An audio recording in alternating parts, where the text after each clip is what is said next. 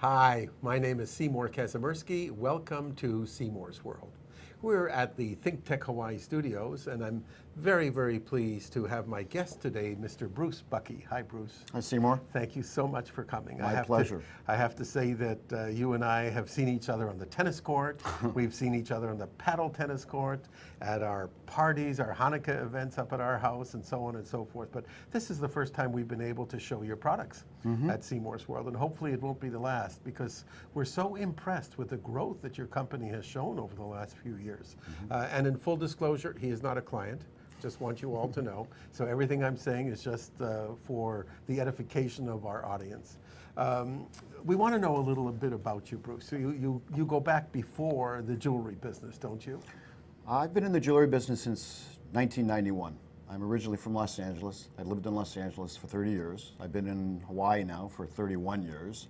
And my background is actually finance, leasing, equipment, automobiles. And I spent many years since I was probably 20 years old in that business. My father was a mega auto dealer in Los Angeles and Hollywood, and that's how I got into the business.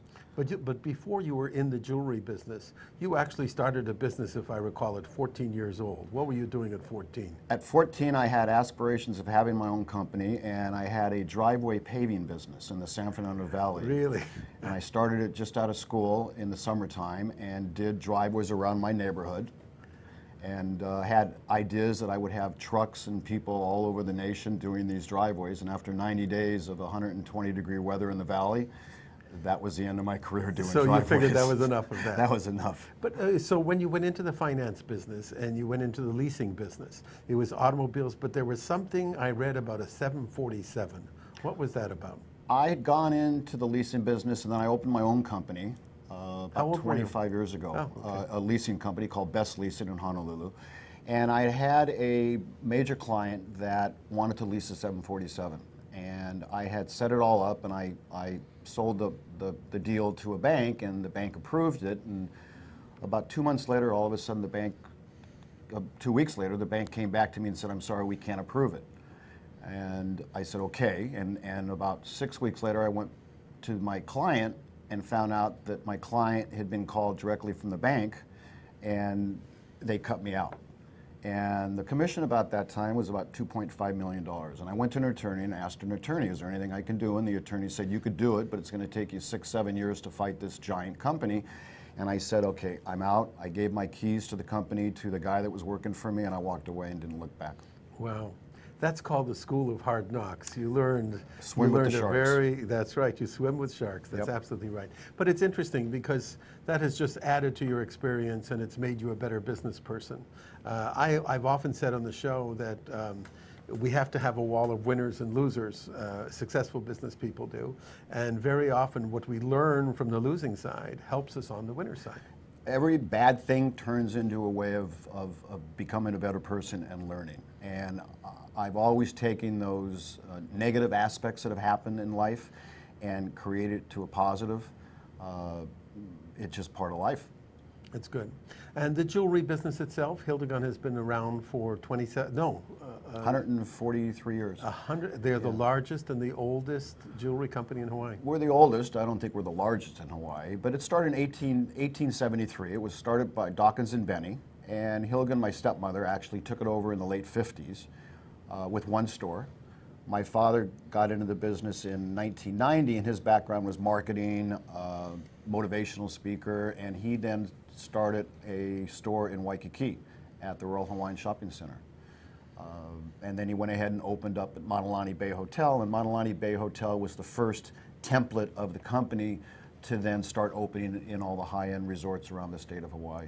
And how many stores are there now? We have 7 stores now. 7 stores. Yes. And can you tell where they are? Is that all right? I think I know. Go ahead. Go ahead. We have Ihilani Resort. We have Kahala, Four Seasons Maui, Four Seasons Hualai, Matalani Bay Hotel, Mauna Kea Beach Hotel, and we just opened up at Halekulani 3 months ago. Wow.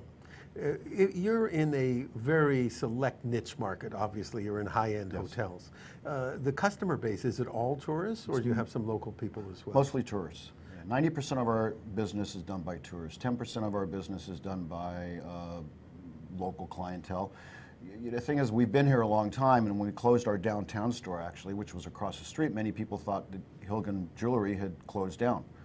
And just recently, because we've been at Kahala and we've been at Halekulani now, and a lot of local people go there to dine or go to the restaurants and bar, they've now discovered that we're back, and we've never really left.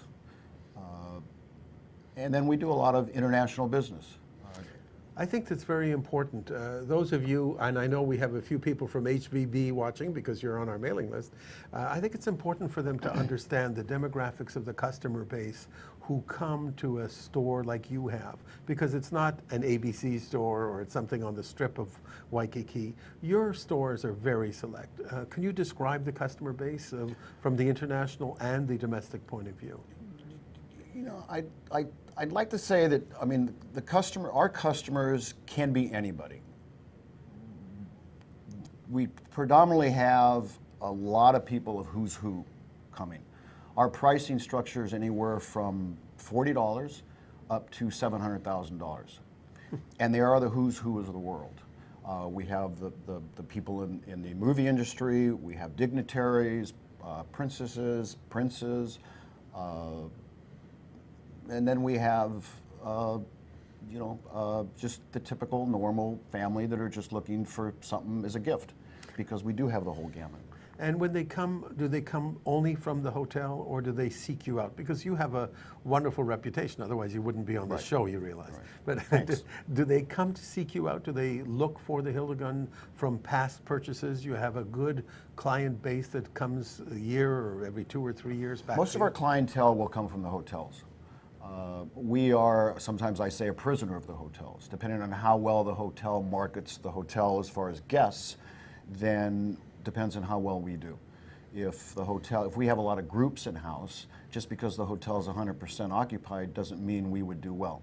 We have what's called an FIT. These are individuals who are paying rack rates, full rates, and based on those depends on how well we do. I can tell how our business is when I go to the Big Island based on how many Learjets are sitting on the tarmac, actually. Really?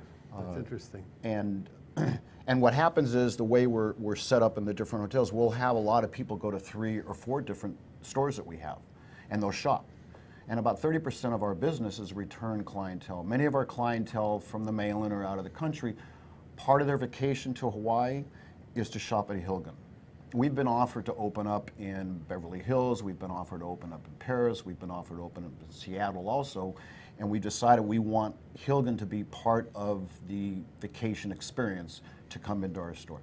It's wonderful because whenever we go to the Kahala, which is close to our house, we always stop into your store to look at what's new. I find the selection in your store, and we're going to get into that shortly when we go and actually see some of the products that you have, is by far the most unusual. Do you do your own design, or who does the design for you? We do about 10% of our own designs, and then we travel the world looking for pieces. And when we buy our inventory, we don't buy 7 of this or 7 of that.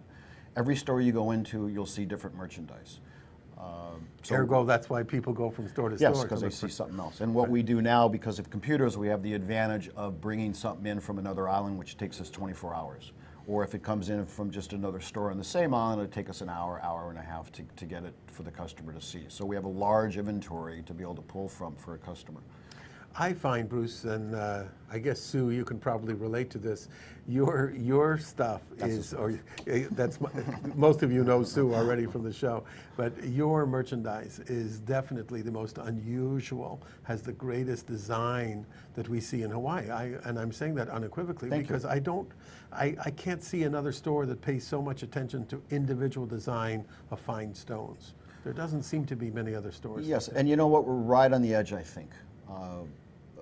Sometimes we buy, and I think we kind of set the trends. I think that we'll buy something and it's still not in. And there's been many times I've seen where we've bought something 1 month and we'll sit with it for 6 months to a year before it's sold, because we're ahead of the trend of what's happening in Europe. Our buying is done in Europe, throughout the United States, Canada, Brazil, Asia. And sometimes those trends are going on at that particular time, and when we buy it and bring it back to the United States, it still hasn't hit the United States yet. So in reality, when somebody buys a ring or a bracelet or a necklace from you, it is probably a one-of-a-kind then. There's not going to be a production run. It's not a production run. It's not necessarily a one-of-a-kind piece. We have many pieces that are one-of-a-kind that I'll show you later on in the show.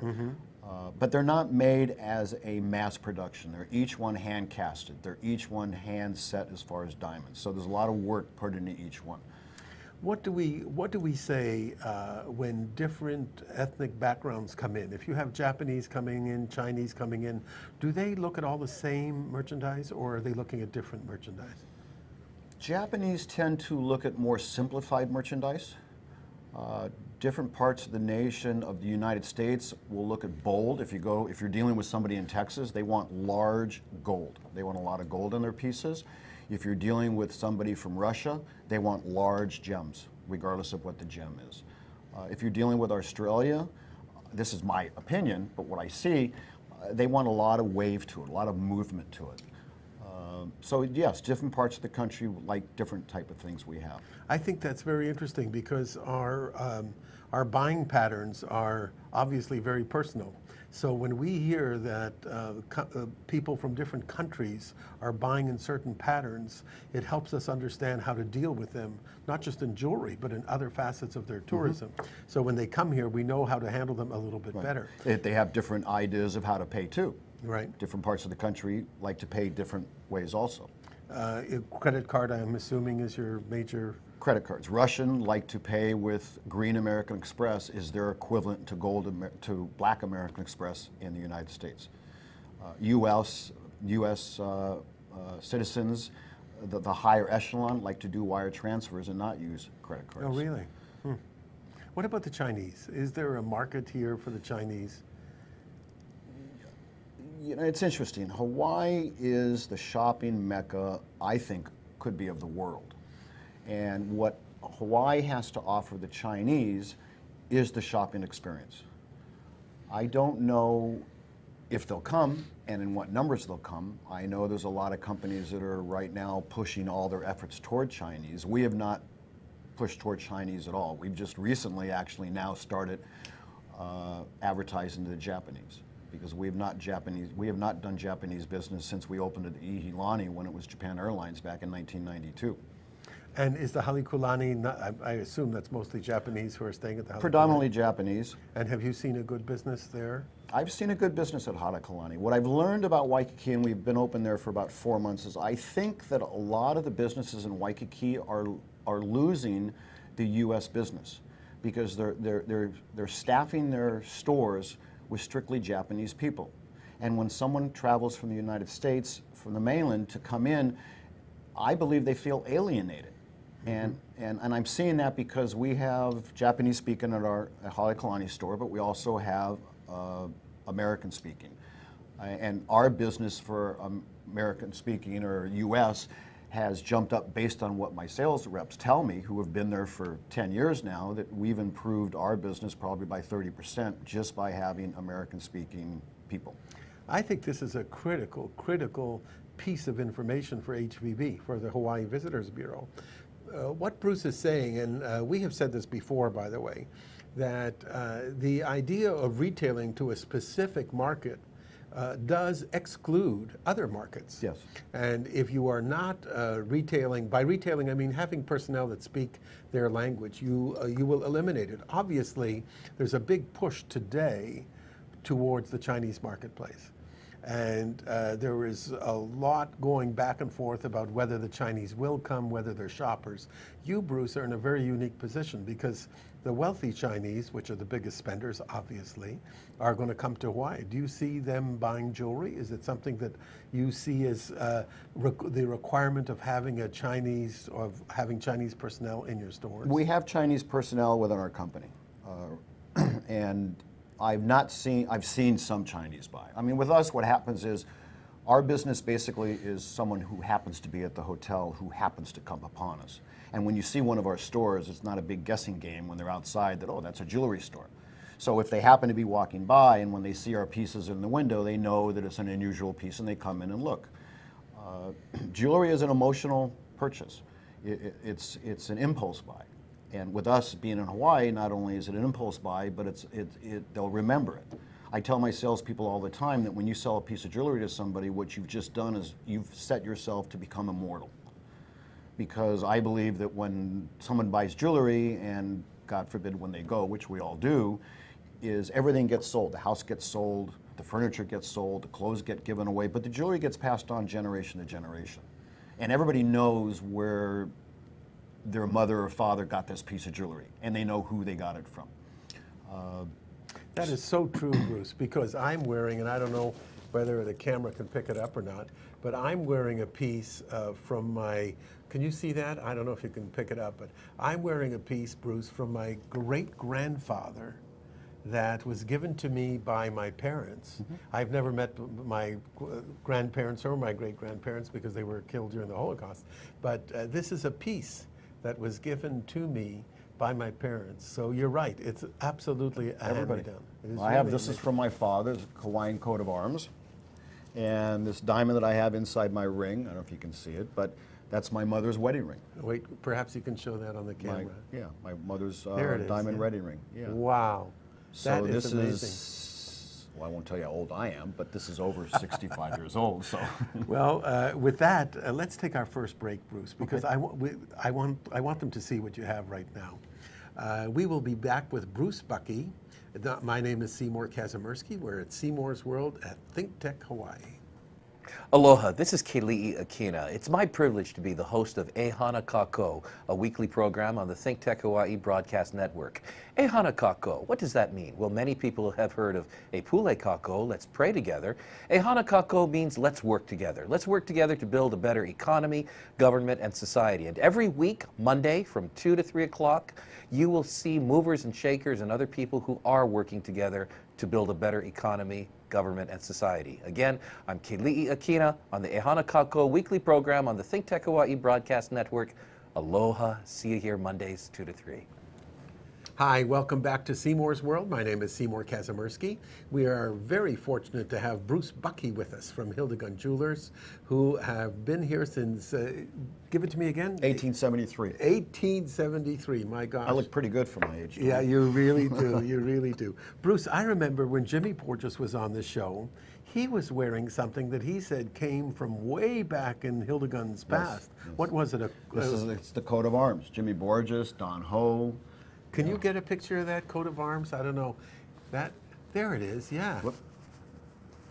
Yeah, that's it, right. That's exactly what he was. And you still make that, Bruce? We have not made it since 1995. When Hildgund retired, she dismantled the drop hammer that we had. And we tried to make it, and we just haven't had the quality. We're getting pretty close to it right now, but I do get calls all the time if we're going to start making it again. I'm doing my best to try to do that, but it takes a certain person to work with it. Bruce, I've known you a long time, and I know the pride that you have in the pieces that you make. And I know that you go to Bangkok to source your goods and to Europe to source your goods. You have so many stores, and you're so busy. Do you still do hands-on? Are you still the guy that picks the stones, or do you have buyers all over the place? You know what? One of my favorite parts to the company is picking the stones. And when I go overseas to look at stones, and I have a couple of pieces of gems that I bought, the people in my corporate office are always, well, not that happy because I buy some unusual cut stones, and then I have to figure out what to do with them, and I have them try to help me figuring out what to do. But eventually we get it set and we get it put in the stores.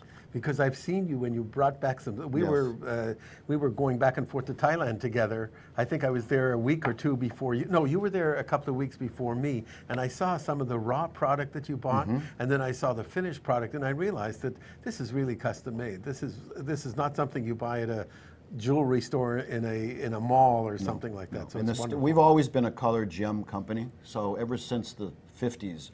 Hildgund has always been known for their color, and we've always had a lot of color. And if you go into one of our stores, you'll probably see at least 60% of the store as color. Aquamarine, sapphire, emeralds, rubies, tanzanites. We're just not diamonds. That's wonderful. Bruce, before we show everything, or the few pieces that you have brought here, I'd like to know if there is a discount for locals, because I know that my wife wants to go, and I'm going to force you into giving us something. Is there a discount? We work for very local people? closely with our local clientele. Okay, good, good, good. That's a good way of putting it without committing to a discount. All right, why don't you show some of what you have? Okay, well, I have some pieces here. I don't know, where's the... This guy, right there. Okay, well, let's start with this one. This is a tanzanite. It's a 5... Should I hold it, or... Oh, there you go. She can get right to it. Okay. There, right there. Yeah, go ahead. So it's a little over 5 carat tanzanite. This is a stone that we had purchased overseas, and we just had it set. We just finished it about a week ago. It sits with about 90 points of diamonds. They're all VSG clarity and color. It's beautiful. Let's see, what else? This is a ring that we made. Yep. So I don't know if you can get a close shot on Yeah, that. here it comes. So that's the crest of Hawaii, and what it is a signet ring.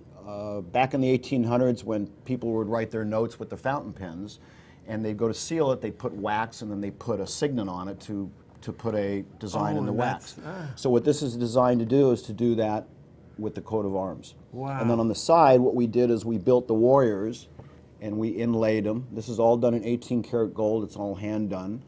Wow. So it's our idea of Hawaiian jewelry, rather than It's just beautiful. having a bracelet or... Yeah. And then what do we have here? This necklace? This is a straight line, we call it a straight line round diamond Oh necklace. my gosh. A prong set. There's a little shy of 20 carats of diamonds That's beautiful. on an 18-inch setup. Now, how many of those would you make, Bruce? Of what? Of a piece like that? Is it one by one, or do you have one in every store? This is, I think, the only one of this style that I have. beautiful. As a matter of fact, every one of these pieces, except the knife, I only have one of. Wow. And I'll get to the knife now. Yeah. So this is what we call the elite knife. We work exclusively in Hawaii with a company out of the mainland called William Henry. They specialize in knives.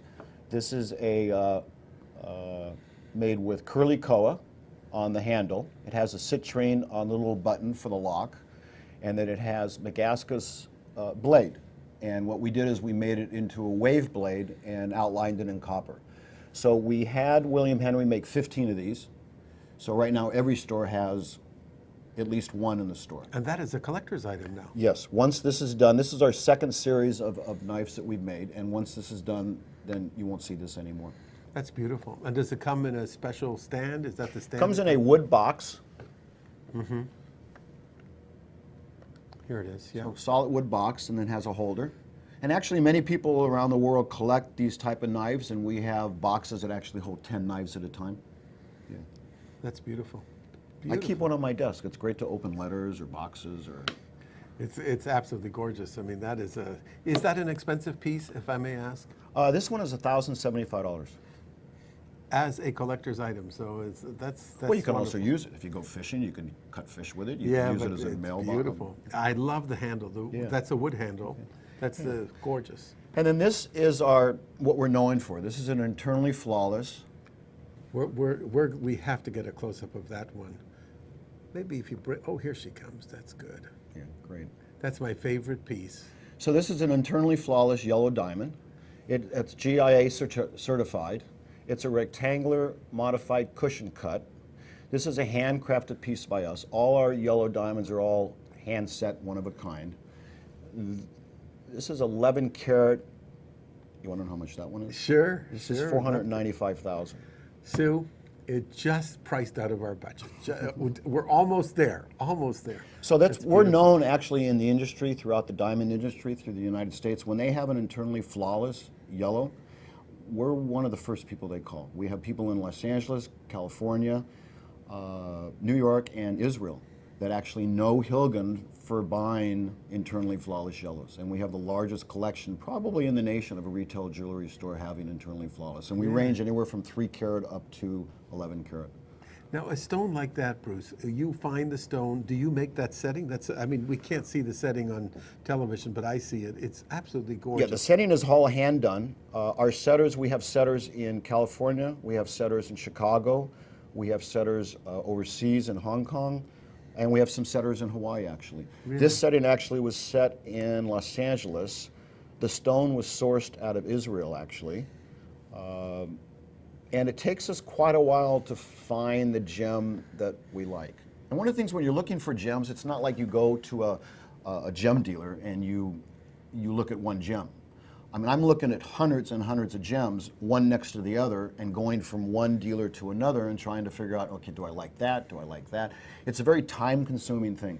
And gems have to talk to you, just like they have to talk to me, whether I like them, they have to talk to the client. And when a client comes into our store and they see a particular gem, we just had this instant happen 2 days ago. We had an aquamarine that we just finished building and had it in the store for less than an hour, and a customer came in and been looking for aquamarines for a year and fell in love with the gem. Just fell in love with the stone. And do you then build a diamond? We'd actually, she was in the year before and she looked at a ring and she, for some reason, didn't get it, and I had sold it. And when I was looking at aquamarines and I started going in design of this one, I knew she was going to be coming 6 months later, and I went ahead and built this with her in mind. It just so happened it came in to the store a day before she came in, and I told her, look, I actually built this for you. You're not obligated to get it, but I just built it for you with you in mind. And you know what? It talked to her. Wow. That's amazing because, I mean, your passion comes out Yes. in the love that you have for this business. It's not something you do just to make money. You love the business. Yes. And that's, I love certain aspects of the business. Of course, and we'll talk about that in the next segment, some of the stuff that's not great about any business. But, you know, we've talked about that before as well. There's always leases and there's always people who steal from you and all that kind of stuff. And my feeling has always been you have to have a passion for your business. Otherwise, it's not worth being in it. Especially it's life. Like, you work so hard that your life is your business and your business is your life. So if you don't really enjoy most of it, then what's the point? Can we pull up some more pictures, Bruce? Because we only have some stuff here. Sure. I'll ask Ian if he would mind. There's the first piece. What is that? So That's beautiful. What stone is that? This is a turquoise, but it's 3 pieces. So what you're actually looking at on the top is clear quartz. And then you're looking at the turquoise, and then underneath the turquoise is mother of pearl. And that's why you get the reflection of what an ocean is. And That's beautiful. We call it our blue ocean, actually. Now, when it's up against the chest, will you still see? You'll still see those lines in it, translucent to it. Yeah. Yes. And we do those in rings. We do them in earrings, bracelets. How much is a piece like that, Bruce? You know, how much do you want it to be? I don't know. It's beautiful. I think they range anywhere I've never from. seen a stone like that. I think they range anywhere from 1,200 up to, depending on what you get, because they can get pretty elaborate, up to maybe 5,000 or 6,000, I think. Beautiful. Wow. Now that one doesn't show up too well, but that is a mother of pearl with clear quartz on top. So that's a 2-piece with diamonds surrounding it. So you're actually getting, you're going to get the same look as you're going to get on the turquoise, but it's going to be a white kind of Beautiful. transparent. Next. Oh my gosh. So this is a piece from Jason Dow. Jason Dow is a local designer. He actually is 2014 Hawaii Jewelers Association Designer of the Year, and he was also 2011 Designer of the Year in Hawaii. He's an amazing designer. He designs East meets West, and this is what's called his tattoo ring. He makes this with gems, he makes it without gems, and when you wear it, it becomes like part of you.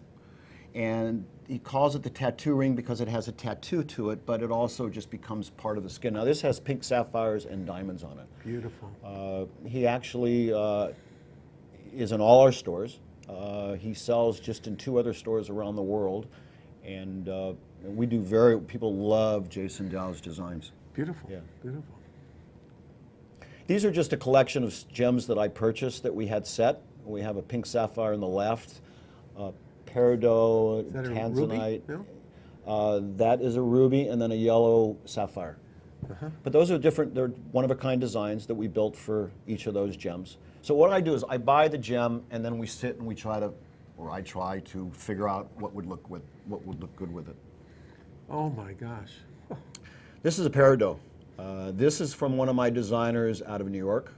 It is a one-of-a-kind piece. As a matter of fact, we tried to symbolize it with another gem. Those are two peridot, matching color and size peridot, all set in 18 karat gold with white diamonds. But it's great on the finger because it elongates your finger. Wow. Yeah. Now we have a video that we're going to show as well. Could we pull up that video? Oh, okay.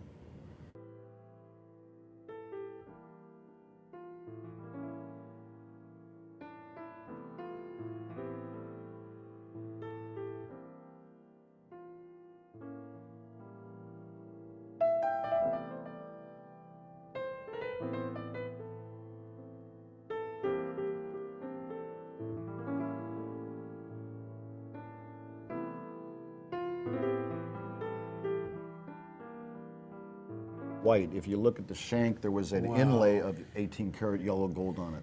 That ring took close to 9 months to complete because I could not find the trapezoids that go on the side. Really? We'd looked at probably at least 2 dozen, and we kept getting them certified from GIA, and they kept coming back lower grade than what the diamond dealer was telling us. So we kept having to go back. Wow. Before we take our next break, I'm getting a lot of calls from people asking, where are your stores again? Could you go over the store locations? Okay, well, By Island, we have Oahu, we have JW Marriott, Ihilani, Hanakalani, Kahala Hotel, and then on Maui, we have Maui Four Seasons, and then on the Big Island, we have Four Seasons Hualalai, we have Manalani Bay Hotel, and we have the Mauna Kea Beach Hotel. And we also have, if you go to the website, www.hildgund.com, it will give you the phone numbers to those actual locations and also hours. Wow. That's just fabulous because I've never seen everything that you've had. And when you're going in a store, you see a lot of merchandise in a showcase, obviously. Being able to look at individual pieces like that, especially the last one on the video, that was superb. It's over. I'm Hong Jiang, host for because there's just so much and you just can't see everything at once. And you know what, we're not a museum. We like people. We like the interaction between the jewelry and people. We like them trying it on and get the feel. Because you know, when you put on a $10,000 ring or even a $100,000 or $200,000 ring and you put it on, you feel something with the gem. Hold that thought, Bruce, because we want to talk about that. We're going to take a short break. I'm with Bruce Bucky, president of Hildgund Jewelers. My name is Seymour Kazimirski. We're at Seymour's World at ThinkTech Hawaii. I'm Hong Jiang, host for Asia in Review on Tuesdays. And I'm David Day, host for Asian Review on Thursdays. Both of us broadcast our respective shows at 4 p.m. And my topics tend to deal with questions related to environment, culture, history, and sometimes human rights. And my shows tend to be on international business, foreign policy, geopolitics, and national security. And you can watch our shows live on the ThinkTech website at thinktechhawaii.com. And you can also watch us on YouTube or Olalo. So come join us on Thursdays at 4 p.m. I'm David Day. And on Tuesdays at 4 p.m., I'm Hong Jiang. Aloha. Aloha. Hi, welcome back to Seymour's World. I'm Seymour Kazimirski with Bruce Bucky. We're having a wonderful time spending about $1 million so far this afternoon on jewelry, Bruce. That ring, just that yellow ring, that yellow diamond is one of the most beautiful rings I've ever seen. It is. Absolutely great. Now, can we get away from the jewelry for a second and talk about you? Because I know you personally for years. You are a much superior paddle tennis player than I am. But I think I'm better than you at tennis. So at least we battle, you know, we balance off pretty well. But you've had a couple of medical issues that have been with you for your whole life. And I think people should know about it. Go ahead.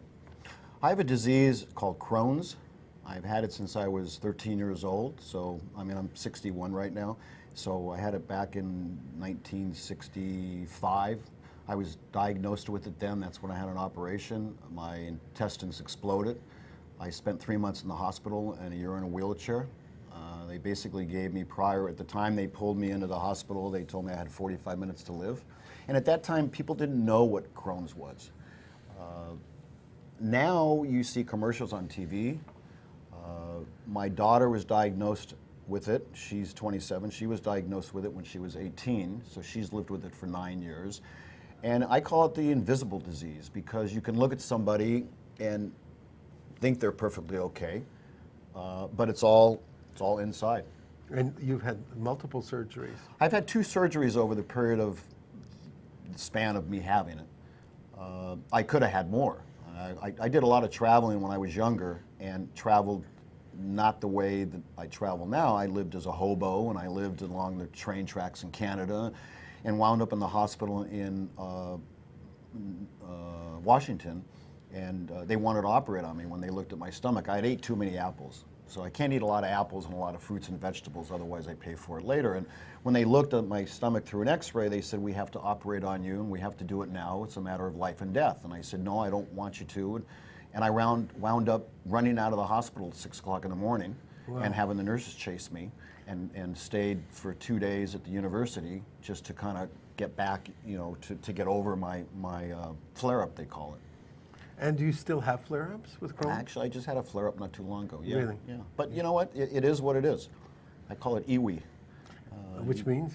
It is what it is. No, it is what it is. It's amazing that you take it so well. Most people who have chronic diseases like that end up being very negative people about their disease. You seem to take it in stride for what it is. That's great. You know, my daughter's had it too, and she's a real trooper. And what it does is it really, you know, something like this, it makes you humble.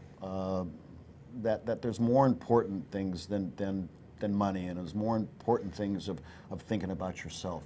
My daughter is 27 years old. She's beautiful, and she's got an incredible love for people, and I think part of it is because of what she's got. You know, there's a saying that we have, and that is, Crohn's live with us. We don't live with Crohn's. Good. Good. It's, look, it's the way it has to be. Bruce, something happened to you and your dad that I think was a life lesson that I think it's important for everybody. And maybe every parent at one point in their lives may have to do something that your dad did. So tell us that story. It's a good one. This could have been why I got diagnosed with Crohn's, I don't know. I was 12 or 13 years old, and I lived in Burbank, California. And, you know, I was diagnosed with also ADHD. I just couldn't sit still. And I was on my skateboarding around, and I was supposed to be home at 5 o'clock, and I wasn't home at 5 o'clock. And I was just in, you know, kind of playing with my friends and everything. My dad knew the police department very well there, and he called the police and told them to pick me up, and they picked me up and they took me to jail. And they put me in a jail cell. And my dad came down, and when he came into the jail area, I go, Dad. He goes, looks like my son, sounds like my son, but my son would have been home at 5 o'clock. And he left me there. Was that they all knew what was going on, but I mean, a 12-year-old kid being in a prison, you know, locked up, and needless to say, and you know this, I'm always where I'm supposed to be when I'm supposed to be there. Oh, yes. Even ahead of time, because whenever we're playing, you're always there before the time, which is great. Now, you know, you have so many experiences in your life. What has been the best experience in your life? Yeah, I mean, it's got to be getting married to my wife and having my daughter, because those are lifelong experiences. That's wonderful, wonderful. And there was, you know, whenever I ask that question, the opposite question comes out, and what is the worst experience in your life? My daughter having Crohn's. Really? Yeah. I mean, everything else, all bad experiences, you know, they equate to who you are. And I've had some pretty bad experiences traveling, and but the bottom line is just made me a better person. And do you find, Bruce, that the way life is, I mean, you're like me in many ways. We're aggressive guys. Can't sit still. We can't sit still, and we're always on the move, and we're always thinking and all that sort of stuff. One thing that's very important is what people think of you. And when we first talked about coming on this show, and I asked you a question of what would you like what would you like people to know about you that they don't? That I have a heart. Good. Big heart. I'm kind of a hard ass in business, but to me, business is black and white. You know, there is no real emotion. You either do it this way, or I decide to do it this way, and vice versa. It's nothing personal. And I think what people mistake me for is not having a heart, and I do. And I know you do, because I've seen tears coming down many, many times over the years that we've been together. I think it's been a wonderful time that we've spent this last 45 minutes together, because I think knowing your business is your business, but knowing and getting to know you a little better, and all our friends to get to know you a little better, is pretty cool too. Thank you for having me. It's been interesting. Yeah, it's been wonderful for me. You know, every time I do a show like this, I find that I get to know people a lot better in front of a camera than I would probably sitting with them over a cup of coffee sometime. Yeah, well, we talk all the time before paddle tennis. I know. Well, I want to thank you for joining me today. Thank you. And I want to thank all of you for listening to us and watching us and drooling over Bruce's diamonds and his jewelry. I can say, if you visit his stores, and I'm sure many of you will be very, very surprised. They're not all expensive. He's got jewelry, I think you said from $40 up to $40 all the way up. And it's beautiful stuff, just beautiful, beautiful merchandise. So let me say goodbye to all of you. Aloha. This is Seymour Kazimirski at Seymour's World at ThinkTech Hawaii.